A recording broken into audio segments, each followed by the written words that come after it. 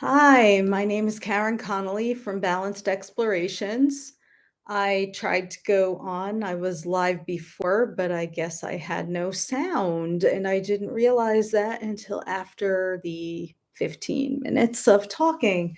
Was trying to use this microphone with my MacBook Air, but for some reason it wasn't recognizing it, at least not in YouTube. I am not sure how to straighten that out, so I might do that.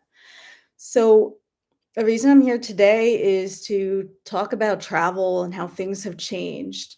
Like, I know, 10, 15 years ago, I was just looking for the cheapest way to go. I'm like, I want to go someplace new. Let me see. Let's see where I could get the cheapest package deal online. It's like you're not even caring much about the experience.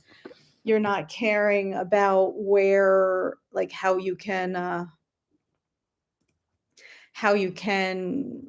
enjoy yourself. You're just thinking in terms of, I need to get there. I need to, I don't want to spend a lot of money. But now, as I've gotten a little bit older, the experience is way more important to me than saving a few dollars or a lot of dollars. So that's where that's just part of where, like, a travel advisor comes in, because we work with partners in the industry that have that on the ground knowledge of what things are like now in that particular area. So, for example, you see a picture on Instagram and it's showing like a person standing in front of the Eiffel Tower, or a person standing by a cruise ship or on a beach, and they just edited the photo or the video. All you have to do is like highlight things and click and they disappear. So until you actually go places, you don't really know what things are like.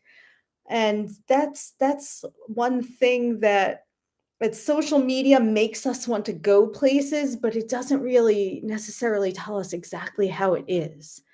And and that leads to overcrowding, it leads to unsustainable practices and, destruction of ecosystems and destruction of what makes a place special, why we choose to go to those places. So there are a few things you can do. Like, for myself, I would rather wait to travel and pay a little more to go and have the experience I want than just find the cheapest, package deal. There's a lot of problems with that now, and it's important to really think about these things in advance. So one of the things you can do is choose a different time of year if you can. If you are limited to certain, time off that you've already, scheduled, then you might want to consider going to a place that is less crowded, less popular at that time of year. So there's always another choice, like, you always have a choice.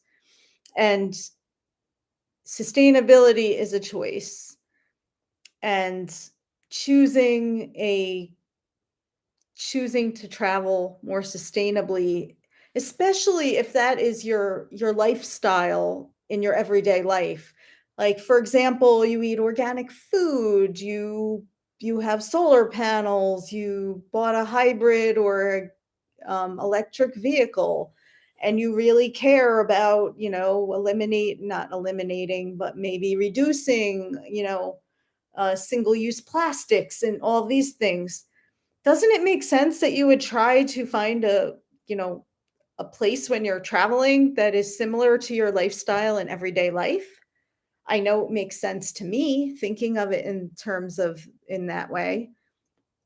So for that purpose, I mean, most of the most, if not all of the large, travel brands are choosing to start to implement changes to be more sustainable. The writing's on the wall, and it's definitely a big thing now. The ESG in corporate, environmental sustainability and governance. It's a big thing in corporate, and many hotels are owned by like an overarching corporate structure.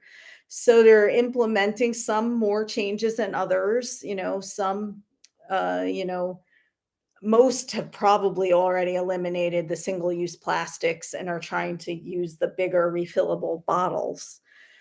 But in terms of other things, you can, buy carbon offsets. You can um, go to another location.